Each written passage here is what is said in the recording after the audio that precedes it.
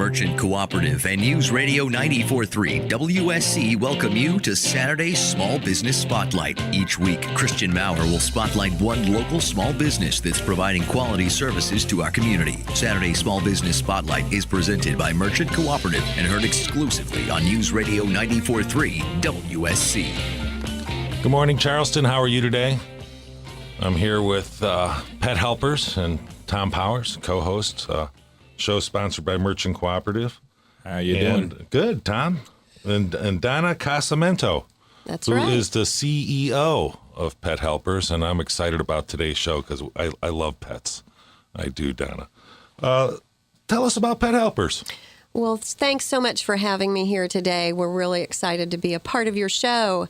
Pet Helpers. Pet Helpers is a nonprofit animal welfare organization. We're located out on Folly Road at 1447 Folly Road here in Charleston.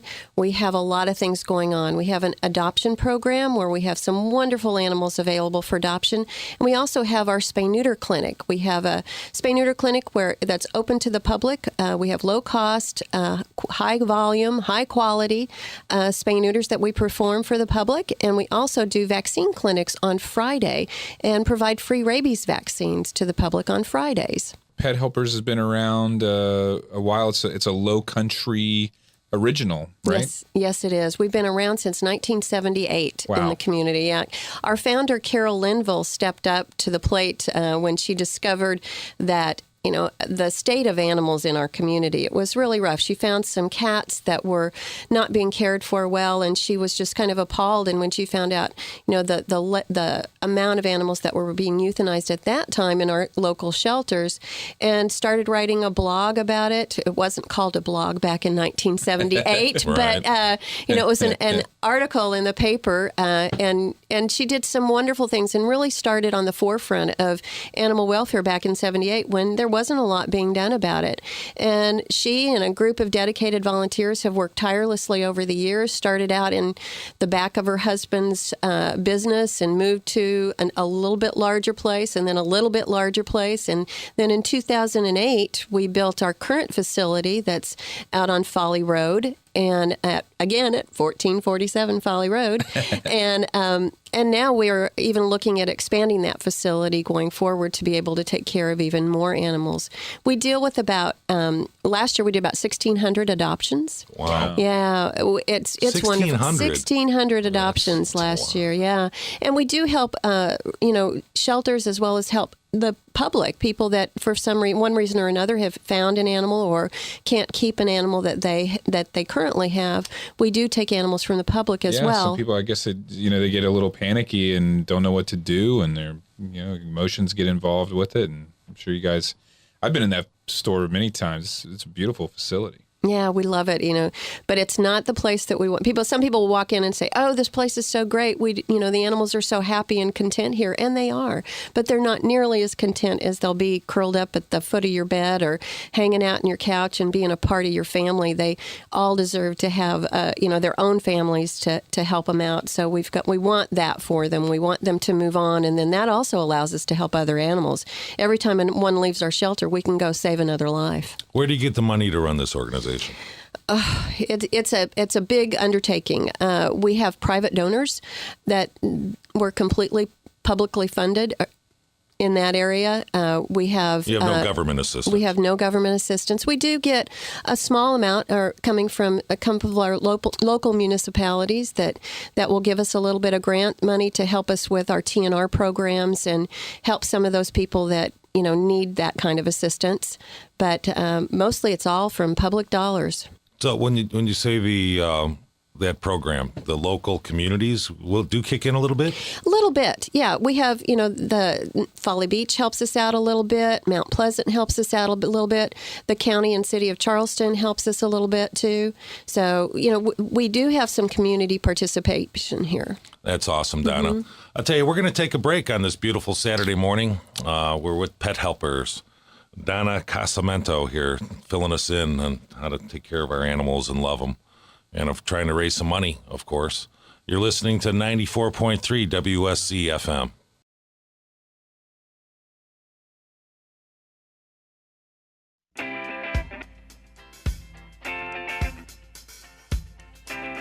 Well, good morning. Everybody feed their pets this morning. Love your pets. Have your kids play with your pets. You got the right people here. I'm with Donna Casamento and Tom Powers from Pet Helpers. I've got an outdoor cat that as long as he brings me one mouse a week, I'll feed him every other day. Well, that's good. Yeah, you stir fry out of the mouse now? We hope you'll feed him a little more often than that. I feed him a little more often than that. So, Tom, what questions do you have for Donna? Well, Donna, I actually know Pet Helpers really well. I do have a cat that I actually took to Pet Helpers myself to the facility there on Folly Road, and I had found her, and she was all messed up, so I took her in there and got her spayed or neutered. Is it spayed with a female cat? Spayed with a female cat, Yeah, yes. So I got her spayed, and I got all the parvo and all those different things done. I got her tightened up. Like I said, I got her a full tune-up. Look under the hood and all that stuff, yeah. She was actually, I think she was pregnant, too. Oh. But it was very early, and it was able to not be complicated. So. Donna, what does that cost? Or do you, when Tom came it wasn't in much. to help, I mean, it wasn't much at all. Yeah, no, it's around $60 for a female cat.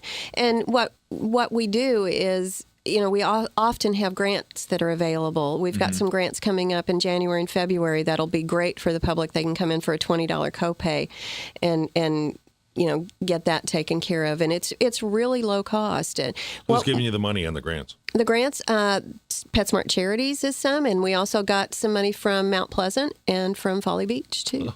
I want to say that I called around, and a veterinary that was close to, which I hope their business does good, but it was going to be about $300 for the same thing. Yeah, we look at that, and one of the things that we hope to do is to be able to offset that the funds that you're spending on your animals, because we know that people are spending a lot on their animals to care for them over the year with all the flea prevention, if it's a dog, heartworm prevention, food and medical care. And if we can get you in and get your spay or neuter done on your animal for a reasonable price, and then if something else should occur and you need medical attention, you'll hopefully have some other funds set aside to be able to care for that animal that won't include the low-cost spay and neuter that we've already taken care of. And the vaccines, too. We help out with that. And microchip, too. Oh, yeah. I get the chip and everything. I'd say that. What's that chip thing? I'm not, I'm not hip to that. If they find your animal, they can wave a little magnetron type of thing on there. And it's not like a low jack. Yeah, it's a little different than that. Some people need that for their kids. Yeah, but yeah. Well, it is. It looks like it's just like a grain of rice, basically, that we insert under the skin, sort of between the shoulder blades, like you said. And it's an ID number. It's basically a barcode type scanner situation, and it's linked to a national registry for animals, and so that it comes up if the animal's lost anywhere and it goes into a municipal shelter or it goes into a veterinary office, they can scan it and rehome it. All they have to do is call a number and find out who the pet belongs to, and they can get it back to you.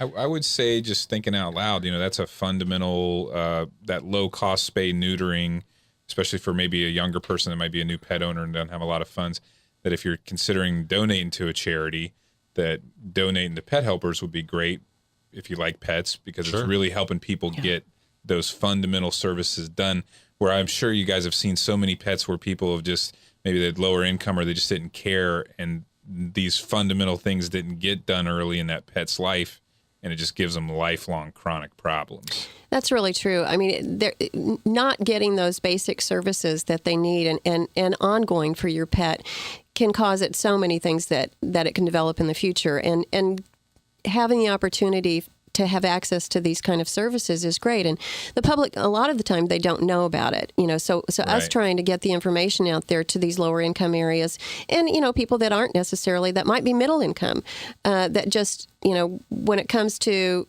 extra couple $100. Yeah, it's like you're going to put some food on the table, or you're going to go out and get your spay and neuter done. We hope that by getting it done low cost or free, or through one of the grants that we have, that they'll be able to get that animal the care that it needs. Well, that's an awesome service, obviously, that the Gray Spay and Neuter Center does there on Folly Road. What about some of these other programs? I've heard some of that stuff, the Unchained Charleston, Pet Food Bank. What's some of the other programs that you guys have? Yeah, we have a very interesting program called Unchained Charleston. And what we do is basically with a fence build for an animal that's lived its life on a chain. We go out in the community, and actually people from the community might put a name up for someone and say, hey, we know about this dog that's living around the corner from us, and it's lived its life on this chain, and it's clearly not very happy. That kind of living on a chain will bring out aggression in an animal and a lot of other issues. So people just keep I've never kept any of my pets on a chain, so they just chain them up and that's it. Yeah. Shove some food in front of them, forget about them pretty much, right? Yeah, I mean, that can happen. Or it can be someone that they just don't understand that there's a difference, that's the way that has sort of historically their family has done it before them. And so a dog is a dog that they leave out in the yard and they keep it on a chain. And what we try to do is to show them a better way. Tom had a girlfrild that used to do that to him. Yeah, it didn't work. It made me very aggressive. Did it make you aggressive? Very Yeah. aggressive, A little snarly? Yeah. Well, we hope that our Unchained Charleston program is going to change. And one of the things that we do, along with getting that fence and getting the animal off that chain, is we do make sure that the animal gets spayed and neutered. We get it tested for heartworms and get it on heartworm prevention and provide it with vaccines. And so it's in food, and it's kind of a holistic approach to caring for that animal and providing the education to the pet owner so that we can keep the animal in the home and give it a better life. So how would somebody can maybe sponsor something? How would they get in touch with you guys to do that?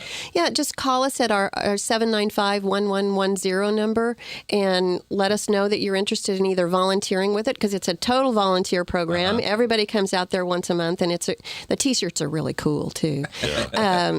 But everybody comes out there once a month, and we all pitch in and dig posts and get the fence built. And, there's a lot of ways that people can get involved through doing individual fundraisers. A lot of the neighborhoods that will put up an animal for this program, they'll go ahead and raise the money for the funds to build that fence. It costs us about $1,000 for each month for each build to do all the medical on the animal, get the fence done. And we have sponsors that, help us with low cost for the fence equipment and things like that, the supplies we need. So you can volunteer anything. You can volunteer your time, you can volunteer money, you can volunteer materials. Absolutely, yes. That's great. We had a great donor last week that rolled up with a wheelbarrow full of gloves and supplies and things like that, and it was like Christmas at our place. You gotta love it. Yeah, it was just basic stuff like that really helps. That's good to know. So many people we find when we talk to different charities and we hear stories like that, a lot of people don't realize maybe they don't have some time and maybe their money's tight. But you go look in your garage, you got a whole corner full of stuff that somebody else could use that's just collecting dust. And most charities will gladly accept that, right? Absolutely. We love to get bedding, tools, things like that you're not maybe using around the house anymore. We've got a 14,000 square foot facility that we've got to keep maintained, and it takes tools and things like that to keep that together. And we also need tools to help us build the Unchained Charleston the fences, and like work gloves and shovels and post hole diggers and all the things that you would think that it takes to build something. We have those kind of maintenance needs around our facility, as well as everything else, and old dog beds, houses. We also provide dog houses for the dogs that are in the Unchained Charleston program. They've been sleeping outside, and we'll give them a nice warm dog house to hang out in. What's your webpage, Donna, so our listeners can look at it? www.pethelpers.org. Yeah, I was looking at it the other day. There was can you tell us a story of maybe something that sticks in your mind over the years you've been doing it, where how you helped a particular animal with maybe a particular family or something like that? Through the Unchained Charleston program? Either or. Anything that sticks out. Yeah. Well, I guess one of the biggest stories that I wanted to have an opportunity to talk about today was AJ and Ruth. Wow. Yeah. AJ and Ruth are two dogs that came from James Island, from a large population of animals. There were 9 animals on this particular piece of property. And I believe the story what came is that the woman that owned the property passed away, and family members were maintaining it and going in and trying to feed these dogs. Well, without being socialized, the dogs kind of formed a pack mentality, and several of them became somewhat aggressive. The people had gone in and gotten them all spayed and neutered, but they were not getting the ongoing care that they needed and the interaction with people. The attention. Yeah. So we actually got a call from animal control asking us what we could do to help. Well, we went in and identified 2 of the dogs that we felt that we could help out. When we got them, they were basically bags of bones. No. I mean, they were skeletons with skin. Yeah. And we were concerned about their health. And when you get a dog that's that thin, you have to go very slowly when you're feeding them to ensure that they don't eat too fast, and they can get something called bloat, which can be very dangerous. So and also they were very unsocialized, so they didn't trust people very well. So what we did is a couple of our staff members, Mark and Danya, really worked so hard at gaining their trust, and they started it by hand feeding the dogs, and so that the dogs had to come to them to get comfort, and they were eventually able to now get them sort of fat and sassy and get them really opening up to them and being willing to accept affection and love and trust people. Well, we had them for a couple of months. They were also heartworm positive, both of them. So had them undergoing treatment to get their heartworm test or treatment done, and in the process of that, and Ruth's going to need a little bit of surgery. She's got a tumor on her tummy, but we're going to get her through her heartworm treatments before we do that. Awesome. Yeah, but on Sunday, we had a little bit of an incident. AJ got spooked out in one of our yards by someone that was riding a bike close by, and it just kind of freaked him out, and he jumped the fence. Oh, wow. Yeah. What kind of dogs are they, by the way? Ruth is the mama, and she's a Rottweiler mix, so they're not little dogs. And AJ is her son, but we think he's got some Mastiff in him because he's considerably larger than she is. Big old blockhead, very handsome boy. Well, anyway, he jumps this fence and took off in the woods. If you've been to Pet Helpers, we've got some woods right behind us, and we have been out working, combing the woods, signs up all over the town ever since Sunday. And this morning when we came in, we had a very happy ending to this. One of our staff members was out in the back, and he thought he saw Ruth outside the fence, and he was going, "Oh my goodness, how did Ruth get out?" And then he looked a little closer because it was in the wooded area back there, and AJ had found his way home. Hey. Yeah, so we are thrilled to have that boy back with us, and he did lose another pound or 2, but we had kind of fattened him up quite a bit in the interim, and came back and had some ticks on him. We're getting him cleaned up, and everybody's just loving on him, and we're so happy to have him back home.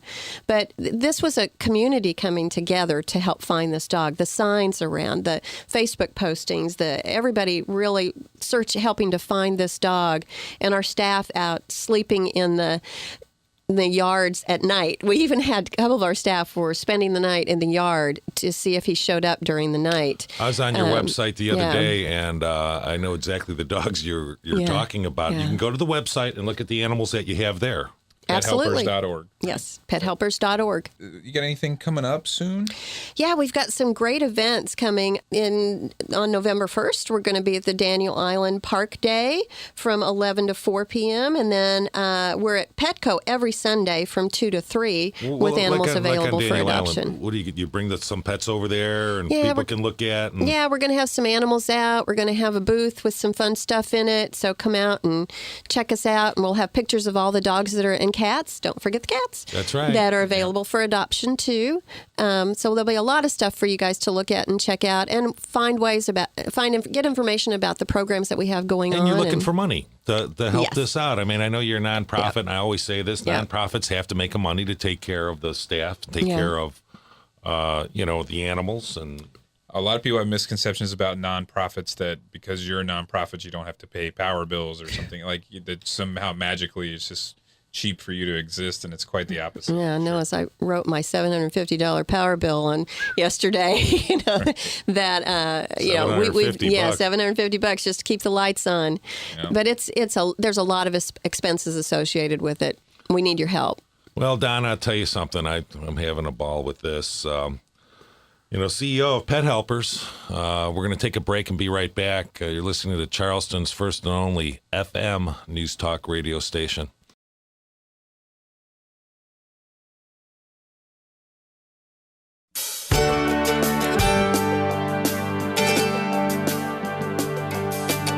Welcome back. We're with Pet Helpers. We're talking about cats. Donna, Famous cats. Morris the cat, Felix the cat, Garfield. Who's the biggest? My favorite was Garfield. Garfield, yeah. I mean, who doesn't love a cat that's, sticking its head on the side of the window of your car? Trivia question for you. What was Garfield's nephew's name? I can remember the Shane? dog's name, Odie, but that's about all I got. Nermal. Nermal? Okay, Nermal. Okay. Well, as Sorry about that. long as we keep Alf out of this. He did not show up in a shelter, so he was not so much on my radar. I hear you. Yeah. Yeah, a little humor this morning. Tell us the one most important thing that you'd like to see happen with your organization. Well, pet overpopulation in the lowlands is probably one of the biggest problems that we're dealing with. And if folks can understand that having a litter of puppies or a litter of kittens is not necessarily a cool thing to do. There are so many dying in local shelters around. And, in Charleston County, we've done a great job of turning our community to no-kill. That's right. This is Pet Helpers is no-kill. Pet Helpers is no-kill, absolutely. Right. So and we were one of the first shelters. I mean, there's other organizations that bring them in. Euthanize them? Yeah. The big sleep. Yeah. Yeah, that happens quite a bit. But we are no-kill, as is, Charleston Animal Society as well. They are no-kill. They've reached that status, and we've all done it by working together in this community to make that happen.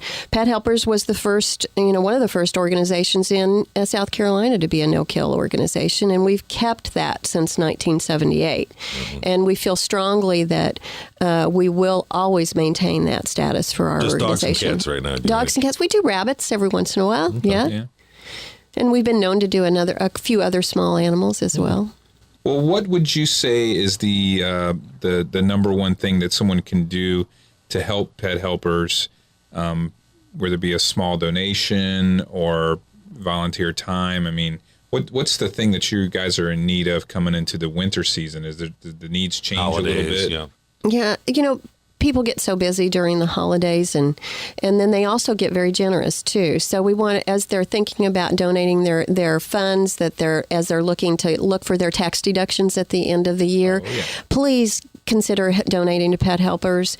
Every dollar that we get really helps us further our mission to end overpopulation in the lowlands here and stop euthanasia, help animals get the medical care that they need, and provide adoptive homes to the animals that come into our care. But we also need volunteers.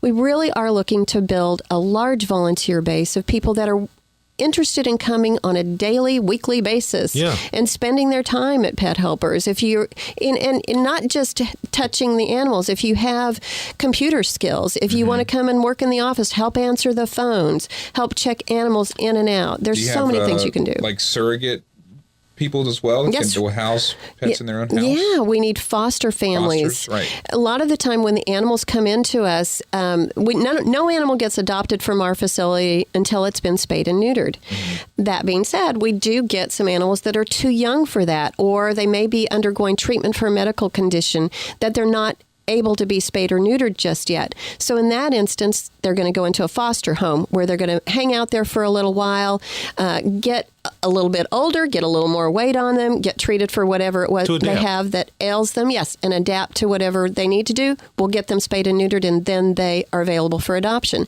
So we need people to help us out with that, take those animals into their homes. So they need to go to www.pethelpers.org. And what's the phone number again? 795-1110. They ask for you, Donna? They can ask for me. Absolutely.